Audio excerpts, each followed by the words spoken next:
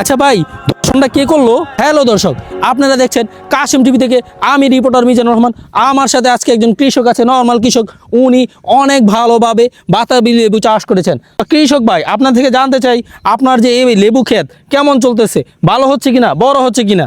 ভাই আগে আমার বাগানো এর দুই লেবু হইতো, এখন দিদি অনেক তাড়াতাড়ি লেবু। আরে বলেন কি দর্শক, আপনারা কিন্তু সরাসরি দেখতে পাচ্ছেন। ভাই ভাই আপনারা কই যেতেছেন? ভাই সামনে একটা বলে একটা মেয়ে দর্শন হয়েছে, কোনো কেউ গেছে না, এখন যত আইন শৃঙ্খলাও গেছে না। আপনি তো সাংবাদিক মানুষ, আইন আপনার লোক একটু আইন, আপনি একটু রিপোর্ট করে দেন। বলেন কি ভাই, এখন পর্যন্ত কোনো রিপোর্টার আসছে না, প্রথম রিপোর্ট আমি করবো। ভাই চলেন চলেন ভাই, আমরা যাই দেখি কে। আচ্ছা ভাই, দর্শনটা কে করলো? ভাই সবাই কইতাছে চেয়ারম্যানরা ছোট ভাই বলে এটা কামটা করছে। ও আচ্ছা, চেয়ারম্যানের ছোট ভাই করছে। ভাই আচ্ছা আপনারা জান, আমি আইতেছি। ওই যে আমার একটা ছোট্ট একটা রিপোর্ট বাকি রয়েছে, বুঝছেন, এই রিপোর্টটা করে দিয়ে এসে রিপোর্টটা করতেছি। আচ্ছা আপনারা একটু জান। হ্যাঁ ভাই,